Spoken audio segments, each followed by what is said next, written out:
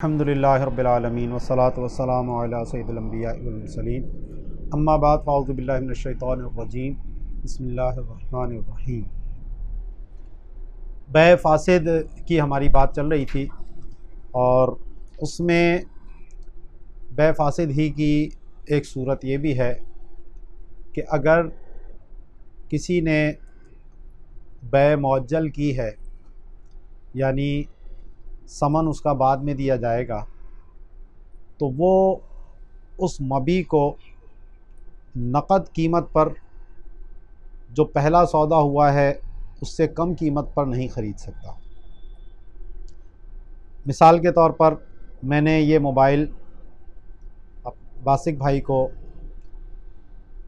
20,000 रुपये में फ़रोख्त किया और तय हुआ कि ये 1 साल के बाद इसकी रकम मुझे अदा करेंगे। अब ये मोबाइल ये दोबारा मुझे वापस बेचना चाहते हैं, तो मैं इसको ख़रीद तो सकता हूँ, लेकिन इसमें ये एक शर्त है कि वो पहले जो 20,000 समन था उससे कम कीमत पर मैं इसको नहीं ख़रीद सकता। 20 का ख़रीद सकता हूँ, ज़ायद कीमत पर ख़रीद सकता हूँ, बराबर कीमत पर ख़रीद सकता हूँ, लेकिन कम कीमत पर नहीं ख़रीद सकता। यानी इसी को मैं 18,000 में या 15,000 में ख़रीदूँ तो ये नाजायज़ है। और यहाँ नाजायज़ होने की वजह जो है वो शिबह रिबा है, क्योंकि रिबा की तारीफ़ जो पीछे मुख्तसर सी मैंने बताई थी आपको कि वो फ़ज़ल जो इवज़ से खाली हो, ऐसा इजाफ़ा कि जो अक़्द मुआवदा में जिसके इवज़ कोई भी चीज़ ना हो और वो इजाफ़ा अक़द में मशरूत हो, तो वो रिबा कहलाता है। तो यहाँ पर ये जो मामला है कि जो अभी समन वसूल नहीं किया उसी चीज़ को कम कीमत पर ख़रीदना शिबे रिबा इसमें इस वजह से हो रहा है कि मैंने जो इनको मोबाइल बेचा था वो 20,000 का बेचा था। अब अगर मैं यही मोबाइल अपना वापस इनसे ले लेता हूँ तो मेरा मोबाइल वापस मेरे पास आ गया।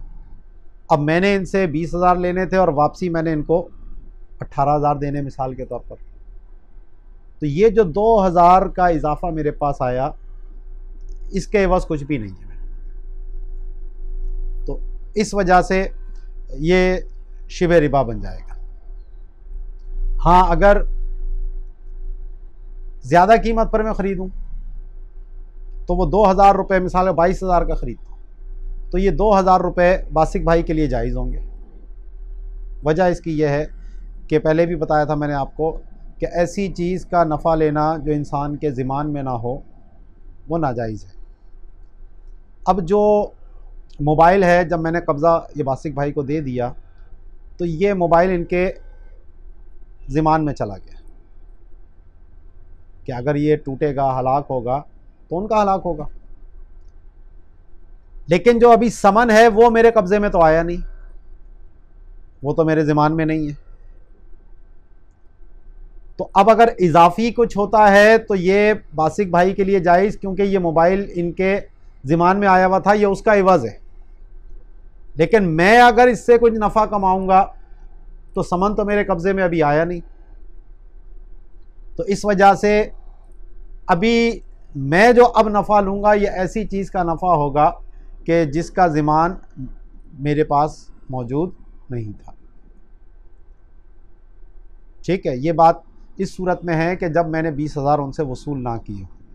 हाँ, अगर मैंने 20,000 रुपये वसूल कर लिए थे, मोबाइल इनको दे दिया, इसके बाद वो पैसे मेरे ज़िमान में आ गए, मोबाइल उनके ज़िमान में चला गया। अब बाद में ये चाहते हैं कि जी आप मुझसे यही मोबाइल ख़रीद लीजिए, तो मैं ख़रीद सकता हूँ। कम कीमत पे भी ख़रीद सकता हूँ, ज़्यादा कीमत पे भी ख़रीद सकता हूँ, बराबर कीमत पे भी ख़रीद सकता हूँ। अब यहाँ कोई शरीयत में ऐसी पाबंदी मुझ पर आयद नहीं है। ये पाबंदी उस सूरत में थी कि जब अभी समन पर कब्ज़ा ना हुआ। अब चाहे कुल समन पे कब्ज़ा ना हुआ हो, या बाद समन पे कब्ज़ा ना हुआ, दोनों सूरतों में ये नाजायज़ है। इसको अच्छा, इसमें हमारे तमाम आइम्मा का इत्तेफाक है, इमाम आज़म भी, इमाम अबू यूसुफ भी, इमाम मोहम्मद भी, इमाम ज़ुफ़र भी, चारों के चारों इस मसले में इत्तेफाक करते हैं। ये बात मैं इत्तेफाक वाली क्यों कह रहा हूँ, इंशाल्लाह आगे इसकी वजह आपको सामने आ जाएगी। तो चारों के नज़दीक ये मुत्तफ़क़ अलैह मसला है, और ये मामला बयान किया जाता है हमारी जो किताबुल बुयू का बै फासिद होता है, उसमें ये इस मसले को बयान करते हैं। और शिराउ मा बा बी अक़ल्ला क़ब्ला नक़द समन, ये इस मसले का उन्वान होता है, यानी जो चीज़ बेची है तो उसकी समन की वसूलियाबी से पहले कम कीमत पर उसको वापस ख़रीदना, ये नाजायज़ है, ये बै फासिद है, रिबा, शिबे रिबा की वजह से। इसमें फिर इसी तरह जो मेरे कायम मुकाम लोग हैं वो भी ये इनसे नहीं ख़रीद सकते, यानी मेरे उसूल और मेरी फ़रा, मेरे माँ बाप, मेरे दादा दादी, इसी तरह जो मेरी औलाद है, औलाद की औलाद है, अब जब तक मैं समन इनसे वसूल नहीं करता, ये पाबंदी उनके ऊपर भी है। इसमें ज़रा इख्तलाफ है, और ये भी उस सूरत में है कि जब वो मबी अपनी असली हालत पे ही कायम हो। हाँ, अगर मबी में ही कोई ख़राबी आ गई, कोई टूट गया, शीशा टूट गया, उसका कुछ और मसला हो गया, अब मैं कम कीमत पे वो ख़रीद सकता हूँ कि अब यहाँ पर जो कमी आ रही है वो उस सिफत में जो ख़राबी आई है उसकी वजह से आ रही है, ठीक है ना। ये मसला बिल्कुल वाज़े तौर पर है। अच्छा, यहाँ पर एक दूसरी चीज़ है जिसको हम बै-ईना कहते हैं। अच्छा, ये जो मसला मैंने बताया, इमाम अहमद बिन हम्बल, इमाम मालिक और इमाम शाफ़ई तीनों इस मसले को बै-ईना के उन्वान से बयान करते हैं।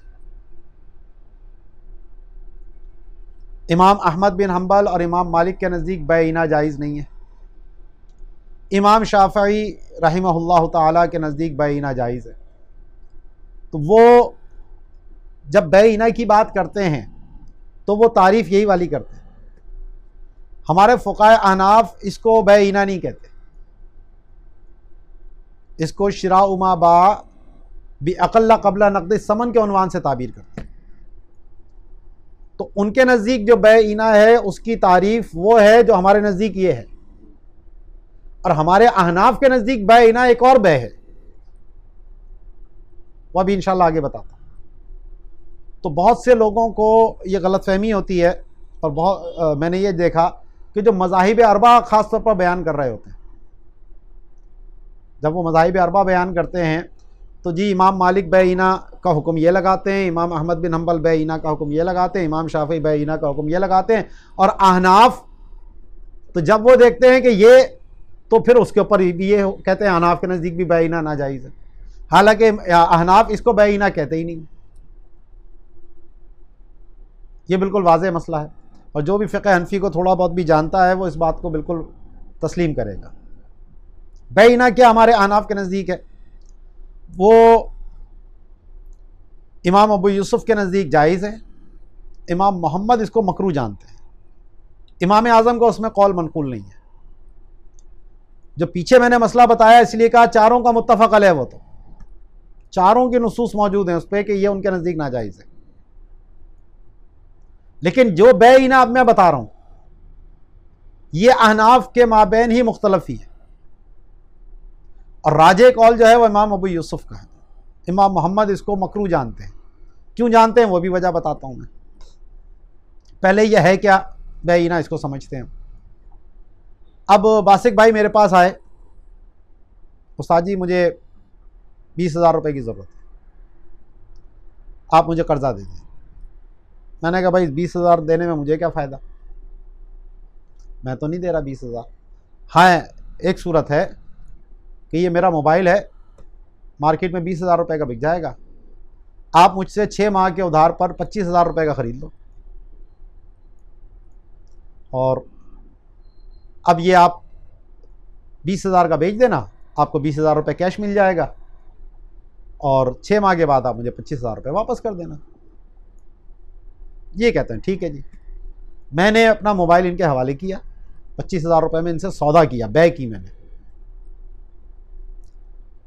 पैसे ही 6 माह बाद देंगे मुझे, और मार्केट में ले जाकर इन्होंने ये मोबाइल फ़रोख्त कर दिया और 20,000 रुपये कैश हासिल कर दिया। इसी जिसको हम बेईना कह रहे हैं, इसी को इमाम अहमद बिन हंबल तवर्रुक के नाम से बयान करते हैं। तवर्रुक वरक चांदी को कहते हैं, यानी कैश हासिल करना।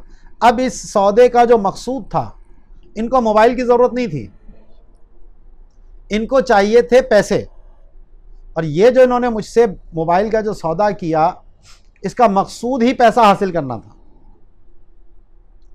और मैं यहाँ कर्ज नहीं देना चाह रहा था, क्योंकि कर्ज के ऊपर मैं नफ़ा नहीं ले सकता था। हाँ, बै के अंदर मेरी मर्जी है कि मैं 20,000 वाली चीज़ 25,000 रुपये की बेचूं, ये जायज़ था, तो मैंने यही काम किया। तो इन्होंने अपना पैसा हासिल कर लिया, मेरा मोबाइल बिक गया और मुझे उस पर प्रॉफिट भी मिल गया। अब बै के अगर अहकाम देखे जाएं, उसकी शराइत देखी जाएं, उसके सारे मामलात देखे जाएं, तो वह बिल्कुल मुकम्मल है। मबी भी मुतय्यन है, समन भी मुतय्यन है, अजल भी मालूम है, आक़िदैन की रज़ामंदी भी है, कोई जहालत नहीं है, कोई मुफ़्दिल निज़ा का मामला नहीं है। तो शरीयत इस बै को मना नहीं करती। अब ये मकसूद क्या है, ये एक अलग मामला था कि इनको पैसा चाहिए था, मोबाइल तो चाहिए ही नहीं था। तो बै की सेहत की शराइत में से ये नहीं है कि वह चीज़ मकसूद भी हो। बहुत सी चीज़ें हैं इंसान ख़रीद के आगे मार्केट में बेच देता है, शरीयत ने कोई मना नहीं किया इससे। तो ये हमारे नज़दीक बेईना है, और इमाम अहमद बिन हंबल के नज़दीक बै तवर्रुक है, वो इसको जायज़ कहते हैं। मालकिया के नज़दीक भी ये जायज़ है, और इमाम शाफ़ई के नज़दीक जब पहली सूरत जायज़ थी बेईना, जिसको सारे मना कर रहे थे, उनके नज़दीक तो वो भी जायज़ थी। तो ये तो बदरजा औला जायज़ है, ठीक है ना। तो ये अब सिर्फ नाम का फ़र्क आ गया, माना सबके नज़दीक एक ही है। अच्छा, इसमें एक तीसरी सूरत जो बेईना की एक और हो सकती है हमारे नज़दीक, वो ये है कि मैंने मोबाइल बासिक भाई को बेचा, और बासिक भाई ने मोबाइल जो है वो हमारे यूनुस भाई को बेच दिया 20,000 रुपये का। अब मैंने यूनुस भाई से 20,000 का वापस ख़रीद लिया, मैंने 20,000 रुपये यूनुस भाई को दिए, यूनुस भाई ने बासिक भाई को दे दिए। तो ये मोबाइल घूमकर वापस मेरे पास आ गया। अब यहां पर एक सौदा मेरा और बासिक भाई का हुआ, एक यूनुस और बासिक का हुआ, और तीसरा फिर यूनुस और मेरा हुआ। तो यहां 3 ट्रांजैक्शन हुई, 1, 2 और फिर ये 3। तीनों उकूद में बै की सेहत की तमाम शराइत पाई जा रही हैं, कोई मसला नहीं है, जायज़ है। इमाम मोहम्मद इस सूरत को मना करते हैं, वो मकरूह कहते हैं। वजह क्या है कि यहाँ पर जो बासिक भाई आए थे, उनको मोबाइल की ज़रूरत नहीं थी, पैसों की ज़रूरत थी, और मैं कर्ज़ा देना नहीं चाह रहा था। तो कर्ज़ा एक देना एक नेकी, ये तबर्रुक का काम है, भलाई का काम है। तो मैं जो इस भलाई से बचना चाह रहा था, अच्छाई से मैंने रुका, अपने आप को रोका। इमाम मोहम्मद इस वजह से इसको मकरूह करार देते। वरना अगर बै के मामलात देखे जाएं तो बै की तो तमाम शराइत इसके अंदर पूरी है, तवर्रुक के अंदर भी। इमाम मोहम्मद उसको तवर्रुक को नहीं, वो तो मुतलकन कह रहे हैं इसको। अच्छा, अब इसके ऊपर एक रिवायत बयान की जाती है मुमानत के हवाले से, जो मानिईन पेश कर रहे होते हैं इस वक्त, कि जब तुम बेईना करोगे और बैलों की दुमें थाम लोगे तो तुम पर ज़िल्लत मुसल्लत हो जाएगी। तो बैलों की दुम थामने से मुराद ये है काश्तकारी करना। अब यहाँ दो चीज़ें बयान की गई और उसके ऊपर एक हुक्म यह मुतफर्रे किया गया कि इससे तुम्हें ज़िल्लत मिलेगी। नाजायज़ का लफ्ज़ यहाँ कहीं नहीं है। अच्छा, अब कोई ये बताए कि क्या काश्तकारी करना नाजायज़ और हराम है? वातबा तुम अजनाब अलबकर, और जब तुम गायों की दुम के पीछे पीछे चलोगे, तो गायों की दुम से पीछे मतलब हल चलाना। तो क्या हल चलाना नाजायज़ अमल है? क्या काश्तकारी करना नाजायज़ है? तो अगर बेईना नाजायज़ इस रिवायत से हो रही है तो फिर तो काश्तकारी भी नाजायज़ हो जाए। भाई दो चीज़ों पर एक हुक्म आ रहा है तो दोनों पे ही आएगा ना। वजह तो यही आ रही है, मातू मातू फिले बन के हो रहा है, वो हुक्म एक लग रहा है दोनों पर। किरान फिल जिक्र किरान फिल हुक्म को मुस्तलजिम नहीं, लेकिन जबकि यहाँ पर दोनों मातू मातू फले के तौर पर आ रहे हैं और हुक्म एक ही लग रहा है दोनों पर कि जब तुम ईना करोगे और गायों की दुमों के पीछे चलोगे तो ये हो जाएगा। तो इसका मतलब हुआ फिर काश्तकारी भी नाजायज़ होनी चाहिए, हालांकि उसके अदम जवाज़ का तो कोई भी कायल नहीं। तो यहाँ पर इस रिवायत से अदम जवाज़ पर इस्तिदलाल करना दुरुस्त नहीं है। इमाम मोहम्मद ने जो इसको मकरूह करार दिया वो इस रिवायत की वजह से करार नहीं दिया, बल्कि कर्ज़ की नेकी से जो बचना चाह रहा था उसकी वजह से करार दिया। वरना इस रिवायत से इस्तिदलाल इमाम मोहम्मद ने कहाँ किया है, ज़रा बताइए।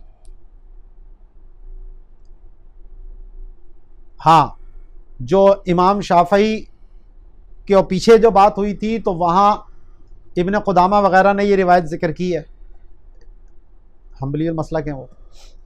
लेकिन हमारे अहनाफ ने इस रिवायत की बुनियाद पर और इससे इस्तिदलाल करके, ये तो कहीं भी नहीं है। फिर इस रिवायत के जो सनद है उसके पर वैसे ही कलाम है। सनद पे कलाम ना भी हो, माना पे मैंने आपके सामने रख दिया, तो फिर तो काश्तकारी भी नाजायज़ होनी जानी चाहिए इस हदीस की वजह से।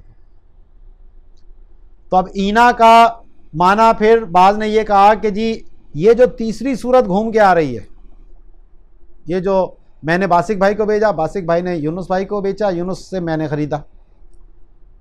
अल्लामा इब्न हम्माम कहते हैं कि ईना, ये जो कराहियत का हुक्म है वो भी इसी सूरत में होना चाहिए, सिर्फ इसको इस पर मामूल किया जाए।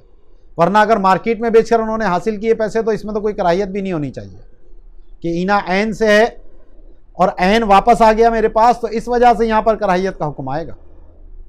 और अगर ये ऐन वापस ना आता तो फिर कोई मसला नहीं था। तो इब्न हम्माम ने भी जो बात कही तो उसको कोई मकरूह तहरीमी करार नहीं दिया, वो भी खिलाफ औला ही रहेगा। असल मसला जो है वो तो इमाम अबू यूसुफ और इमाम मोहम्मद के माबैन था, और इमाम मोहम्मद ने जो ये बातें कही थी वो सिर्फ इस वजह से कही थी, वरना और कोई इल्लत है तो बयान करे कोई कि इसमें आखिर बै की सेहत की शराइत में से कौन सी शर्त जो है मफकूद हो रही है। रिबा तो तब होता कि जब कर्ज का लेन देन होता, कर्ज का लेन देन तो है नहीं, यहाँ तो बै है। और हल्लल्लाहुल बैअ व हर्रमर रिबा, अल्लाह ने बै को हलाल किया है और सूद को हराम किया है। अब कहें कि जी आप नफ़ा कमा रहे हैं इसके ज़रिए, तो जनाब बै में मकसूदी नफ़ा होता है।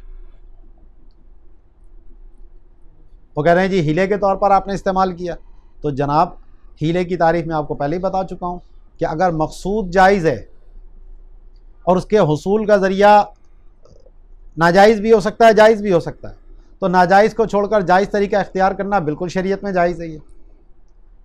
इसकी मिसाल मैंने वो खजूरों वाली आपको पेश की थी। तो अब नफ़े का हुसूल ये कोई नाजायज़ कसद नहीं है, ये जायज़ कसद है। हाँ, इसका हुसूल शरीयत के अहकाम के मुताबिक किया जाए तो जायज़ नफ़ा कहलाएगा, और शरीयत के अहकाम की खिलाफ वर्जी करके हासिल किया जाए सूद के ज़रिए, क़िमार के ज़रिए और किसी ज़रिए से, तो वो नाजायज़ नफ़ा कहलाएगा। तो नफ़ा बज़ाते खुद बुरा नहीं है, नफ़े के हुसूल का तरीका क्या इख्तियार किया गया, मदार इसके ऊपर है। यही बात कुफ़ार को समझ नहीं आई थी। इन्होंने यही तो बात कही थी, इन्नमल बैयु मिस्लुर रिबा, नफा दोनों में। तो कहा कि बै भी तो रिबा ही की तरह है, लेकिन अल्लाह ने फ़र्क क्या वाज़े बयान किया कि एक हलाल नफ़ा है, दूसरा हराम नफ़ा है। अहल्लल्लाहुल बैया व हर्रमर रिबा, यही फ़र्क अल्लाह ने बयान फरमाया। तो अब यहाँ पर अगर कोई कहे कि जनाब आपने उसको कर्जा नहीं दिया, मोबाइल दिया, तो आप तो कर्जे से बचने के लिए तो सूद लेने, तो सूद तो जब होता जब कर्जा होता, जब कर्ज ही नहीं है तो सूद का मामला यहाँ कैसे बनेगा। इसीलिए हमारे फुक़हा आनाफ ने सूद से बचने के जो हीले बयान किए, तरीके जो बयान किए, उसमें से ये बेईना का तरीका भी बयान किया। और हुजूर सईदी आलत इमाम अहले सुन्नत मुजद्दिद दीन व मिल्लत परवाना शमे रिसालत इमाम अहमद रज़ा ख़ान अलैहि रहमतुर रहमान ने किफ़्लुल फ़क़ीहुल फ़ाहिम, बहुत ज़बरदस्त रिसाला है जिसमें नोट की बै के हवाले से आपने अहकाम बयान किए, तो उसमें आपने ये तरीका भी बयान किया और बेईना की मुख्तलिफ़ जो सूरतें हैं वो बयान की। और उस पर इतना शानदार कलाम मैंने कहीं नहीं देखा कि इतने ज़बरदस्त अंदाज में किसी ने उस बेईना को बयान किया। तो बहुत अच्छे अंदाज में आपने उन चीज़ों को वहाँ बयान किया और यही साबित किया, और वो खुलासा वही है जो मैंने आपके सामने रखा कि इमाम मोहम्मद ने जो मना भी किया तो उसको भी ज़्यादा से ज़्यादा खिलाफ औला कहा जा सकता है, मकरूह तहरीमी उनके नज़दीक भी नहीं है। तो हमारे नज़दीक बेईना दोनों सूरतें हो सकती हैं, मार्केट में बेचे तो भी ईना ही है और वापस घूम के आ जाए तो भी ईना ही है, क्योंकि दोनों सूरतों में कर्ज की नेकी से बचना पाया जा रहा है। जो इल्लत इमाम मोहम्मद के नज़दीक है वो दोनों सूरतों में आ रही है कि मार्केट में बेचकर पैसा हासिल किया या वापस इस तरीके से वापस वो चीज़ मेरे पास आ गई, तो असल तो उनका मकसूद पैसा ही था और मैंने कर्ज़ की नेकी से बचा।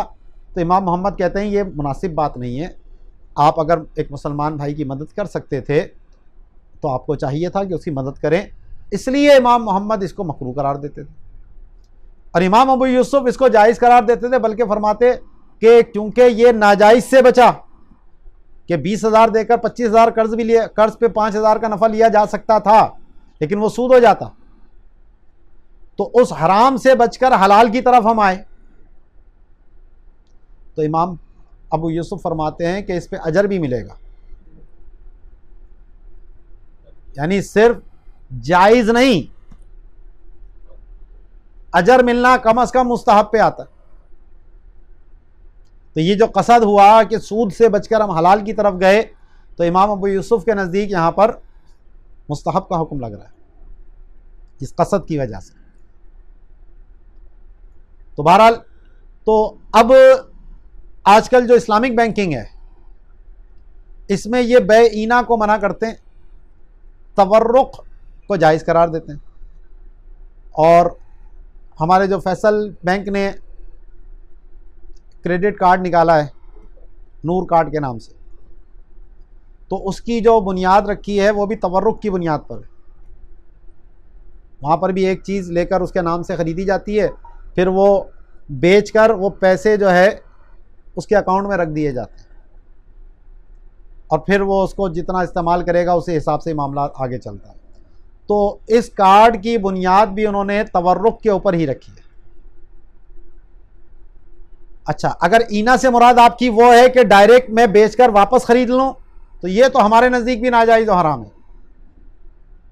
लेकिन अगर मुराद ये है कि तीसरे शख्स के ज़रिए ख़रीद लूँ, तो ये बहरहाल नाजायज़ हराम नहीं है, जिसकी फिर आपको वजह बयान करनी पड़ेगी कि ये क्यों नाजायज़ हराम। तो बहरहाल इस वक्त इस्लामिक बैंकिंग में बेईना चाहे ये तीसरे वास्ते से हो या डायरेक्ट हो, ये दोनों सूरतों को मना करते हैं और स्टेट बैंक ने भी इसको जो है वो ममनू करार दे रखा है।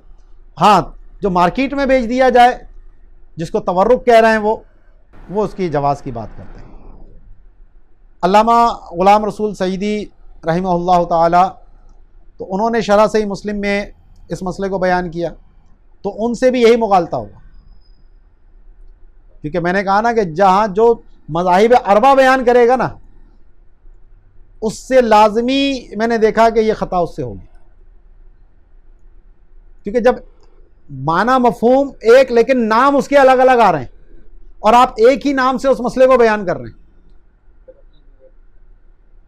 ईना के नाम से, तो फिर लाजमी जो है वो ख़ता पड़ेगी, इश्तबा लग जाएगा। अहनाफ जिसको ईना कहते हैं पहले उसको आप अलग कीजिए, और शवाफे, मालकिया और हनाबिला जिसको बे ईना कहते हैं उसको बिल्कुल अलग कीजिए, तो फिर मसला बिल्कुल क्लियर हो जाएगा।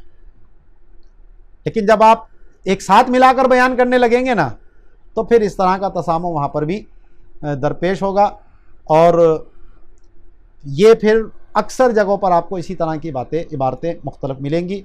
लेकिन हुजूर सईदी आला हज़रत को जिसने पढ़ लिया है, और ख़ासतौर पर किफ़्लुल फ़क़ीहुल फ़ाहिम को, वो बेईना के मामले उसके सामने बिल्कुल हकीकत खुल के सामने आ जाएगी।